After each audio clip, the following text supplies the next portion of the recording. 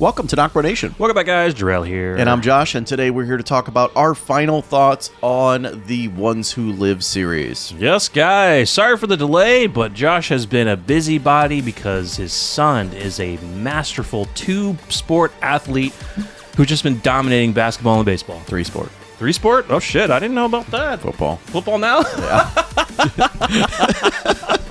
Yeah. So, I have guys. a son in select baseball and select basketball, and for those of you that don't know what that is, that's you have the recreational sports and then you have the select programs, and it's a lot of traveling, and this time of season for us recording is always difficult because we have tournaments like every weekend. It sucks, dude. Yeah, it's all good. Much as I love it, it sucks. Yeah, we get the time, especially to do a lot of the reactions and then some of the other videos. Sometimes, yes, I can do things on my own, but I'd like to not do that because then Josh is missing information. Josh is missing on stuff. But there may be some videos that I could do on my own, just more of like a theory type thing that may not need to be both of us. But most of the stuff that we had planned is for the both of us. It's been a long time since you've had to do that. I remember when we first started, I had a lot of travel for work. Yeah, and I know that's when you had to do that. But yeah. So either way, the Ones Who Live, man. What an incredible series that they developed. It did not disappoint at all. Did not disappoint. There were some areas that I found that were a little bit lacking. I'll get into that. It was more towards it was more on the final episode.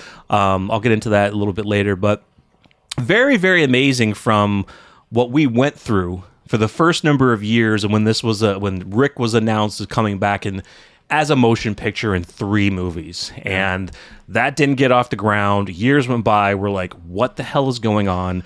And then they finally said, yep, movies are scrapped. We're going to the series. And that was kind of after AMC Plus. They got their rights back. They're like, let's do an AMC Plus series. I'm like, yes, make it specifically for the AMC Plus series. Didn't it still feel like a movie, though? Or was that just the lure of, hey, this was once going to be a movie? It didn't feel like it. Kind of did for me a little bit. I think because of the budget and how it was shot. This is different than this is different than Dead City. This is shot differently than Daryl Dixon. Like the way that this was really filmed, the score, you could say yes, it was kind of on a movie style, not fully, but you kind of got that feeling of it. Yeah. But that's what I loved about it because it was done the way it was shot and done is vastly different than, of course, the main series. But even just Dead City and Daryl Dixon of how those have been shot, it doesn't even those don't even compare to the Ones Who Live. It's insane. Yeah, absolutely insane.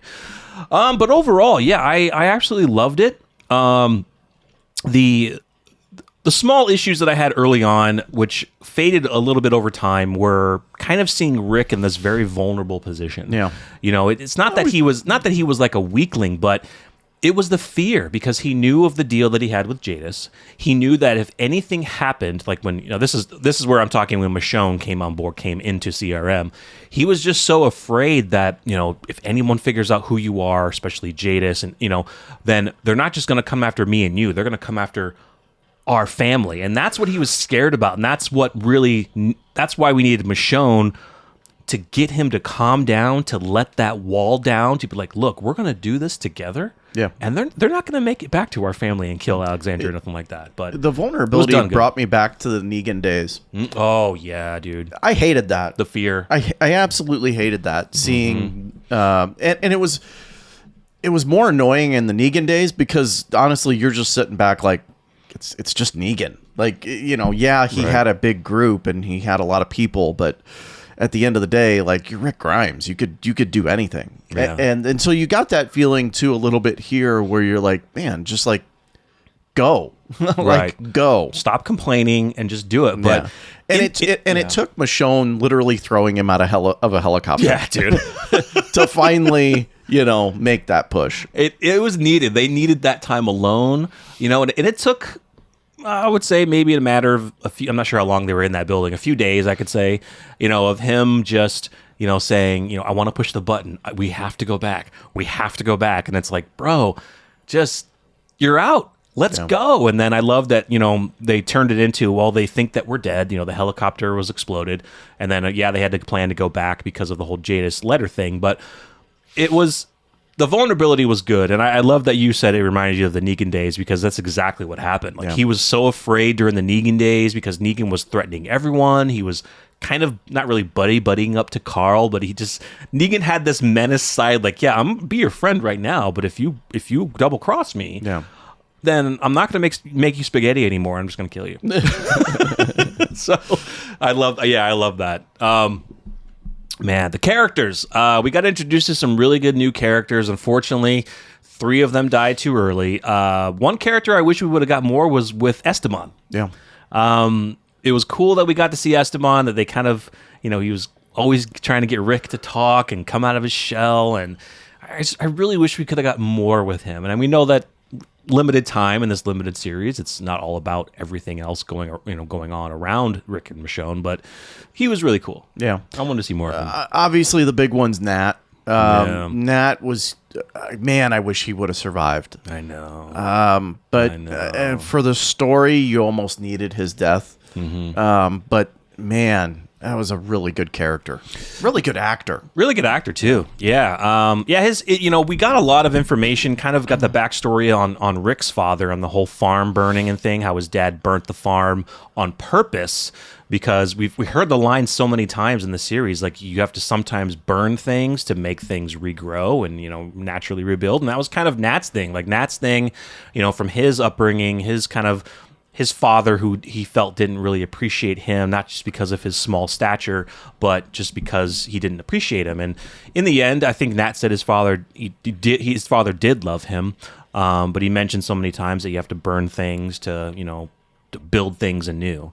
And that was really cool. And the Nomads, we got to see Aiden and Bailey again from the first interaction with Michonne. And you knew they weren't going to last. No, it would have been cool if they did, but we didn't get a full insight of the Nomads, but we kind of got a darker side of them. They have this mythology that if you fall behind, we're not waiting for your ass. We're moving on. And that's kind of it's a bad thing. Like, it's not really really a good group, a family style group. They'll leave your ass behind. But for most people in that apocalypse, like, if you're going to join a group, you want to be around people, and you may know of the bad things that they're doing, but you might let it slide because you're in a community, you're around people, you're having food, shelter, and you're going to deal with it to survive. The nomad thing of, like, you get behind, you're going to get left behind or whatever, kind of reminds me of, like, the hike to Mount Everest, right? And you get up there, and if you, like, fall behind, you're going to die. Right. True. Or if you help someone out, you're going to die. Right. Because it takes so much energy at that point. Right? Those circumstances are vastly different, but I understand your analogy. But I understand the analogy. It's ruthless. Oh, it's ruthless. Yeah. It's ruthless. And as a human, you sit back and you're like, gosh, like, don't you want to help people? Like, and that's what I'm getting at here, is like, it's just so ruthless of a group just to let someone die like that.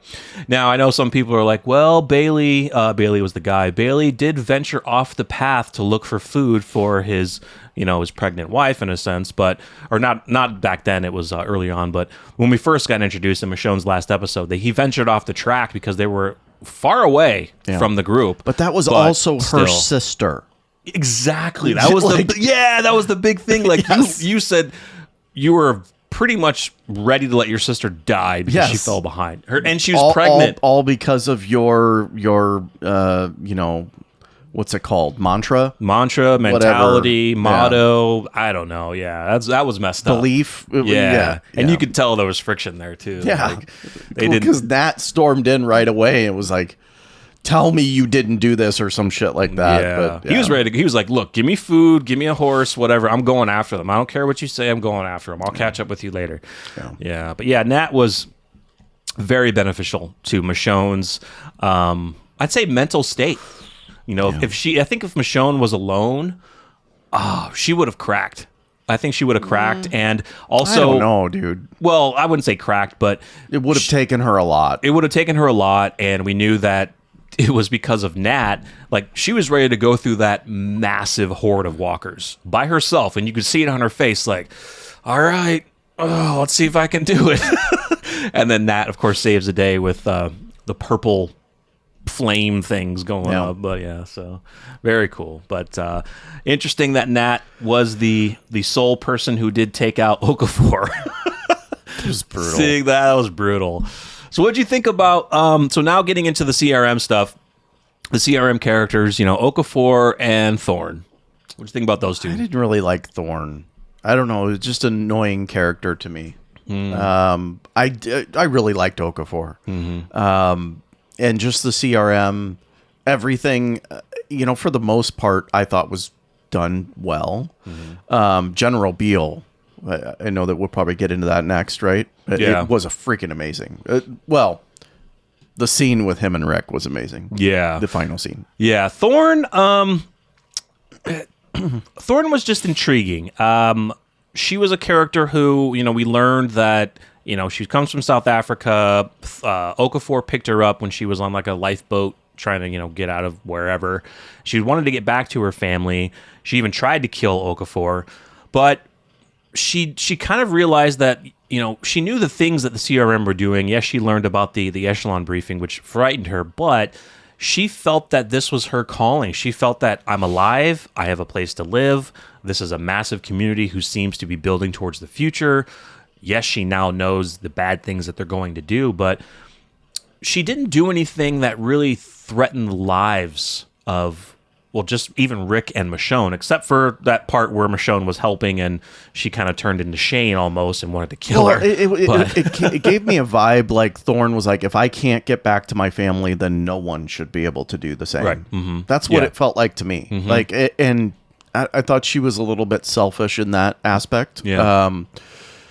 It also felt like if I can't have Rick, then no one's gonna have him. Yeah, type deal. And it wasn't like a love thing. No, like it wasn't a love thing. She absolutely not. She realized someone to have with how her. Strong he was. And yeah. She knew that technically he was an A or he was a B, but yeah. But anyway, Okafor was good for the short time.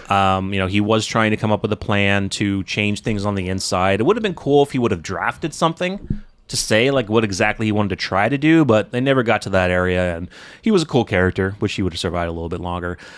Major General Beale, very amazing actor.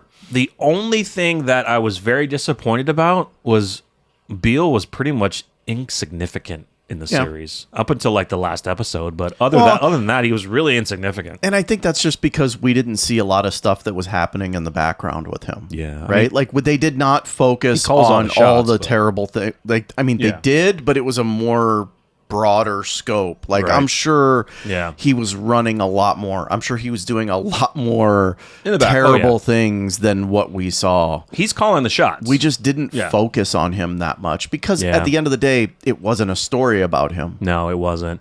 And a lot of things that people picked up that I saw in the comments and even I thought myself is he never once mentioned his son Mason.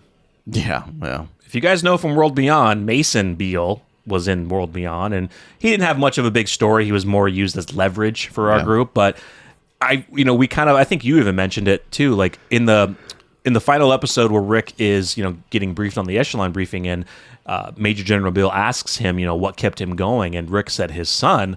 I thought maybe Bill would be like, oh yeah, I have a son too, and he's blah blah. Like, no mention at all, nothing.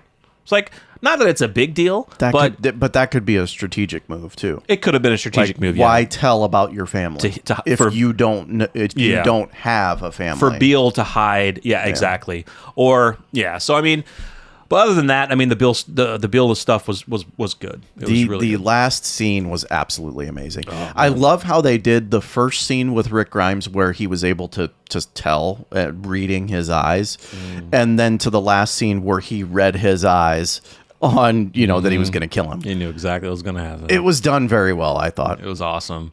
But I love the having Beale have his monologue talking about just everything that the CRM is doing. Talking about we knew about Okafor was part of the Atlanta bombings and basically the Cobalt operation of bombing all the major cities. We learned that Major General Beale did some bad things about killing the Philadelphia National Guard or the military, taking them out because they were losing So he's like, well, if they're losing, I have to try to survive something. So he allowed them to get wiped out so they can continue on. Learning more about, yes, the CRM wants to be the sole community, and that's why they were planning on taking out Portland like they did Omaha, because they're going to extract kids and valuable people. But other than that, everyone else, you're done. Because we don't want to be the Alliance of Three anymore. We don't want to have... they took out Omaha Campus Colony, take out Portland. Now it's just us. I would have been curious to see if it went down, if they really actually pulled any women and children out. I mean, how much of an effort are you really going to do? I don't think they were planning it at that summit. They hadn't started doing it yet. No, I know. Yeah. It would have been interesting Cool to see how much they would have pulled out. Exactly. It just doesn't seem like they were the type of group that really even cared. No. Like, and that kind of didn't make sense, right? Okay, we're gonna wipe out massive colonies, communities, but we're gonna save some people. Like, right. Oh, you're talking about when they're then going out to the rest of the United States and killing them. Yeah. I don't understand that either. Like, what logic are you going to bring? Like, if it's a community like Alexandria and the unless Commonwealth. they're still going with the A's and B's mentality, but... Yeah. Well, that was one thing, is that they also mentioned that they have people that are infiltrated in other communities. Kids. Yeah. And teenagers and adults infiltrated other communities. So we're like, thinking like, oh shit, is there people in Commonwealth?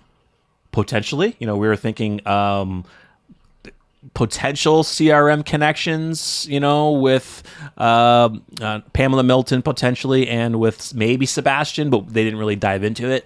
But yeah, like where are their spies at, and also Major General Bill did say something about forces being abroad. He said the world. Yeah. So we'll get into that in a different video. It would have been cool too to see a little bit more, Easter eggs of other stuff, like mentioning the nuclear blast down south in Texas. You don't have to go into any detail, but mention that maybe you put forces down there to monitor the situation. Right. Yeah. I mean, they did kind of show it in the opening credits on the map, but no mention to it. Yeah. I mean, we knew what that was anyway. Yeah. Mentioning, about, it'd be cool if they mentioned about variant walkers that they've kind of seen around, kind of maybe tying into the Daryl Dixon stuff. We don't know if the group in Daryl Dixon has any ties to the CRM, or if it's more just to the French stuff, the French spoiler secret stuff that we got at the end of World Beyond. We don't know if it's tied together, but Jadis.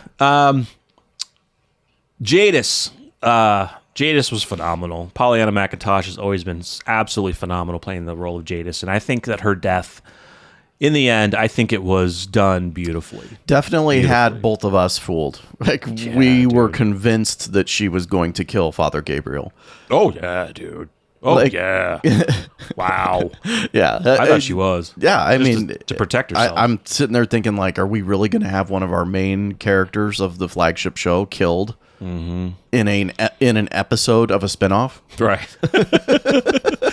But it was cool. I love the time that she had with Gabriel. She loved him. She respected him so much. I mean, she took his last name. She was Jadis Stokes. Yeah. And, she was potentially going to take him to the CRM, but she found out that he turned out to be a B. She thought he was an A, but then he stood up to her and said that he was gonna tell Rick. She was like, damn, well, I thought you were an A, but you're a B. And she let him live. So it was done beautifully. I love the end of it. She loved the ring thing. Loved the ring thing. When Michonne did break into her housing at the summit area when she was looking for the letter, she was still drawing. She was still the artist. Still had the cat. Some of those paintings that we saw in Alexandria, those were done by Anne. The paintings of Carl, or not paintings of Glenn, Carol. I think the kids. She was still an artist at heart. It was beautiful. Yeah, and it really gave her character, I think, peace, because we saw that even though she had already passed, and we knew that, hey, there was a big part of her that wasn't gone, that wasn't CRM, and that was the part that was able to. That's what Gabriel saw in privacy, paint and continue on with that love of art. Mm-hmm. Now, the one thing that turned out to be, I think, a waste of time was the whole letter situation. Because, they built up that this letter, that Jadis mentioned that, spills out everything. And we saw that Michonne saw it. And that's what Rick was afraid of. Now, yes, Michonne did rip it up. But in the end, from the end of the series, the CRM was reformed. So the letter really didn't mean shit to a point. You know what I mean? Well, they were supposed to get the letter and bounce. Right, but then they had to decide we got to take them out because of the plan. Then it changed. It changed because of the plans of the echelon briefing, what they're going to do to Portland. So that's just some comments that I saw that in the end, did it really mean anything? Because it didn't after the echelon briefing. Like, everything changed once he got the echelon briefing and once Michonne found out exactly what the plan was. Yeah. Because in the end, the letter still would have been around. It wasn't like the blast. The blast didn't completely destroy all the buildings, but because the CRM was reformed and now it's not the CRM anymore, that letter wouldn't have mattered unless there were some weird syndicates that are like, oh, I'm going to go look for Alexandria. That doesn't matter, right? Because at the end of the day, if they had got the letter, Michonne had not seen the briefing about wiping out Portland. Yeah. And Rick had not gotten the echelon briefing. Yeah. They had the letter. They just would have bounced. Yeah, they would have bounced. So, yeah, I mean, I don't know. The letter was fine. It was torn up anyway. So, I mean, it's a loose end. So they got rid of one loose end. But I mean, you could also, to play devil's advocate, look at the fact that, okay, Rick was going to get the echelon briefing no matter what if he came back. Mm-hmm. And then at that point, if you're Rick and you've seen how Thorne was reacting to the echelon briefing, there's no way in hell that you're going to sit back and be like, not do anything. Yeah, I'm going to walk away from this even though I heard what I heard. Right. This just wasn't going to happen. And that was one thing that we kind of talked about off camera was like, are they really just going to just go get this letter and then just dip out? Is that what could lead into a season 2? To kind of help finish this thing, but that was more of you and I knowing what CRM truly was. Mm-hmm. Yeah, and I don't know if Rick. I think Rick knew they were evil. Yeah, I just don't know if he did he know about Omaha? No. Yeah, he didn't know anything until he was in that briefing with General Beale, and he was told it all. So I mean, he thought that they were bad based on the actions that him and his team did when they were out. Mm-hmm. Mm-hmm. But that's about it. He knew that there were teams that would come back in red. Exactly. Right? Yeah. But he didn't know how terribly evil they were. He didn't know what they were doing. That's kind of what he mentioned about seeing Okafor is I see them come back and they're covered in blood. Don't know what they're doing, but they're doing something. Blood could be either from humans, they could be killing massive hordes of walkers. Have no idea. But yeah, once he was in that room and Beale spelled it all out, that's why we took out Omaha. That's why we're going to take out... Walker blood's not red, though. Well, dark red. Yeah. But guys, I think. Well, let's talk about, of course, let's talk about the ending. Yeah.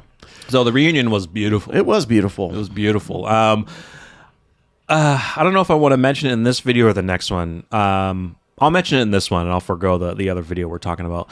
I do have to say something. There has been from the end of the series, there were parts of the fandom, people that were just absolutely disgusting, and you guys should feel horrible for yourselves that you have that much hatred in your heart and your lives. It's absolutely despicable. So there were so much. I cannot tell you what was. I don't know if you saw it, but I cannot tell you. I didn't see it. No. So all over Twitter sphere, and Reddit, there were people attacking the actor who played RJ. Anthony, I can't remember his name right now, but they attacked him because... For what? Because they said that he is a terrible actor and that he ruined the reunion. Now, here's the thing, guys. The actor who plays RJ in real life is a very shy kid. Now, he's a young man trying to act. This is a kid we're talking about. Now, when you saw the reunion, who did the kids run to first? Michonne. Why would and the reunion with Judith and Rick was done beautifully. She's not going to immediately run to him, but RJ has no idea who this man is. Now they directed him perfectly because you would think that would happen in real life. Michonne had he asked, are you the brave man? That's his mom. He says yes, and you see Michonne nudge him and giving him the okay, that's him. Yeah. Go talk to him, maybe go hug him. But he was timid at first because He has no idea who this man is. It's a stranger to him. It's a stranger to him. Yeah. They have to rebuild that bond. Do you think he was just going to run up and automatically hug him? Yeah. It was done perfectly. It's a shy kid, but why are you attacking a human being? It's absolutely disgusting that you're attacking a kid, and some of that hatred also is racial hatred. There are people out there who are racist, who cannot stand that Rick and Michonne are part of a mixed race couple, and that kid is a mixed race kid. It's absolutely disgusting. I could not believe all the shit I was seeing on Twitter of people attacking this kid. Isn't it amazing that we still have to deal with that shit? Like, it's just it's disgusting. Like you said, it's. Get into the 21st century. It's 2024. Get the hatred out of your heart. If you can't, I feel sorry for you. It's called progression. Yeah, self-progression. Yeah. Like, seriously. It's unreal. It is. It truly is. So, like, to attack a child, that's like, I don't know, man. Even other actors get attacked in real life for stuff. Like, seriously? Like the racist people out there, there's a special place for you. Eventually, it's fuck them. It's despicable. It's the best thing I can say. I just hope that the actor was shielded from this, that his parents shielded from this. I'm sure they did. I would hope they did. That he doesn't see all this negative. I didn't see it. I didn't see it. Dumbass people. I didn't see it because, again, you guys may know, for those of you that have watched us a while, I don't have much of a social media presence. Yeah. I have a Facebook that I don't actually open too much at all. And so I just didn't see that kind of stuff, and I don't know if I would want to at this point. It was sad. After hearing what you said, I'm not sure I would even want to see it. It was sad. A lot of great followers that that we follow, and that they follow us on our NocBro social media. They're posting just tweets about how disgusting this is. They cannot believe that these people are attacking a young kid, a young man who's trying to come up in acting, who is shy in real life. And they even said behind the scenes that it took him a little while to open up to Andrew Lincoln. He's a shy kid, and it's like he's trying to come up in acting, but he's being directed in a way that was perfect for a reunion of a man you haven't seen in 8 years, your whole life so far. And for him to be nudged by his mother and get the okay, like, yes, it's okay, baby. That is him. That is your father. I actually, perfect. I'm not sure if the casting studio knew anything about this, but I think that in it of itself is genius to cast a child that has more of a shy presence in real life, right? Because that transitions well to someone that has never met their father. I don't know how a single mother and child would react. I'm not in that situation, but I have to imagine that a child never seeing someone that is their father, that is a stranger, they don't know that, they're going to be very timid. Going to act like that. Yeah. So they're going to be very timid. They're going to be very unself-aware, and they're going to need encouragement by their mother, father, whichever way it is. In this case, it was his mother, to nudge him in encouragement. And I think he also looked at Judith, and she gave him yeah, that's him. That's too bad. It's too bad. So I had to mention that because it was just disgusting. So is there a getting back to the good stuff? Is there didn't you show me a deleted scene with someone else? Not someone else. There was a deleted picnic scene. Okay. Which showed Rick wearing his iconic prosthetic from the comic books. So it was kind of like a grappling arm kind of thing of what he wore in the comics, and it was a sweet deleted scene. It was like all of them just like sharing a picnic together, and he's wearing that iconic prosthetic, which of course was cut, but that would have been cute to see. But I think the way they ended it with them hugging each other was absolutely perfect. Yeah, and we talked about this in the post filming of our reaction, that we had wished that, or I think I initially commented that I wish there was more. There was more people. Yeah. But, sitting on that for a while, that ending, and thinking about that, I'm actually kind of glad they did it the way they did. This was truly a story of him getting home to his family. And yes, you could say that all Daryl and all Carol and everyone, they are his family, right? Yeah. But this was about the kids. This was about Michonne. Yeah. I actually think this was more about him and Judith than anything else.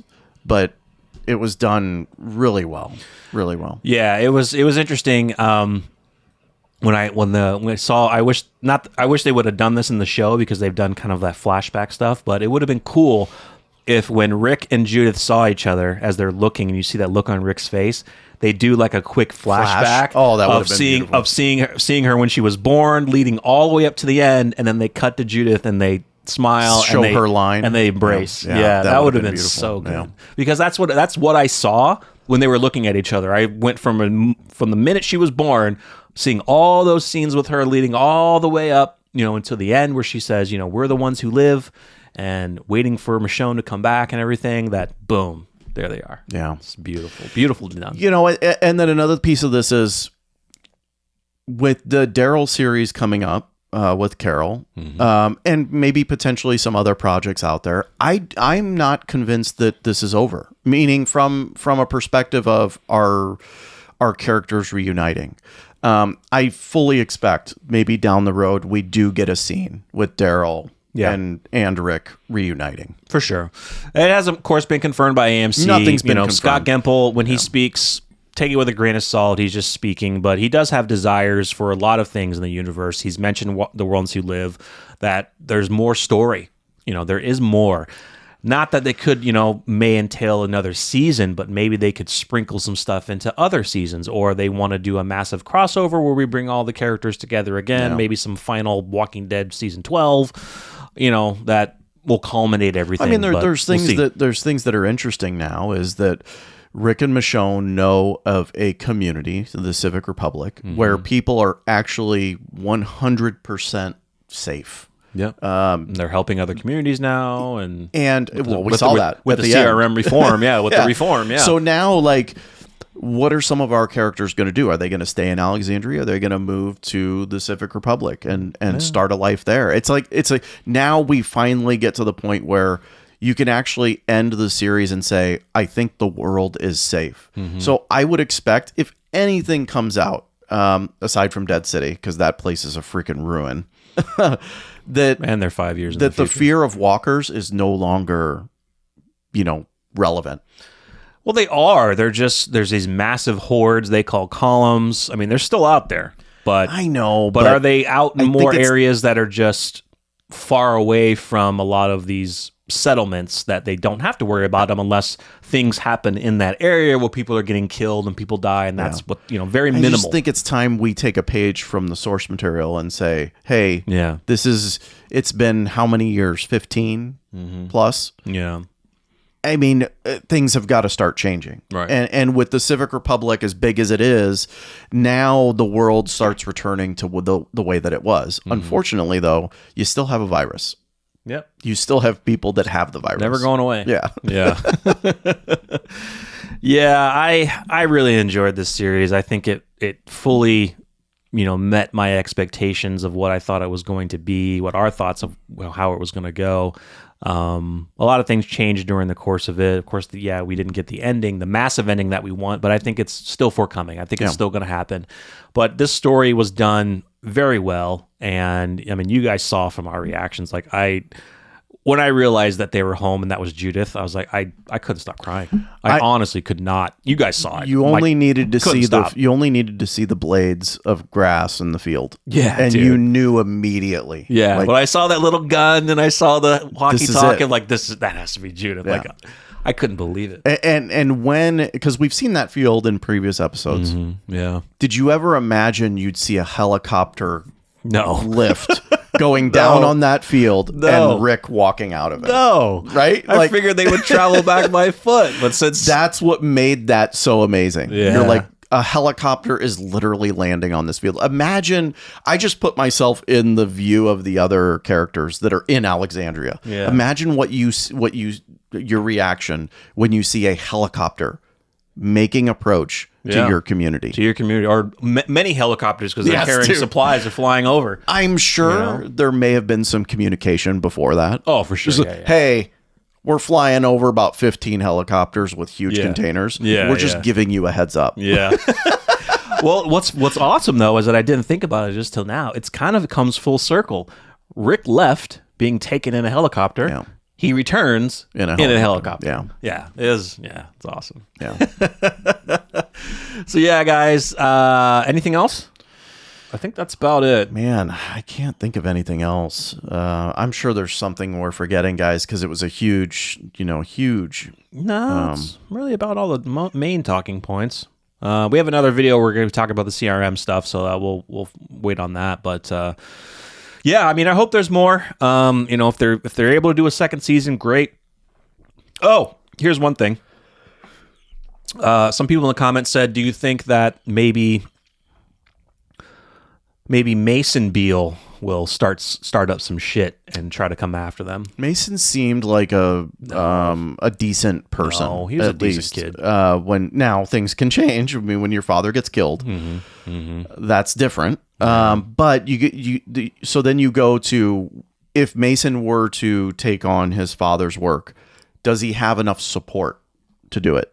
And with the amount of people that were wiped out, and the fact that the Civic Republic now knows everything there is to know about Beale's plan. And they've reformed everything. So. Mason would just be one of those little factions that would uprise and get squashed immediately. Yeah, there wouldn't be much. I mean, because again, Mason, for all those viewers who did not watch World Beyond, they have no idea who Mason is.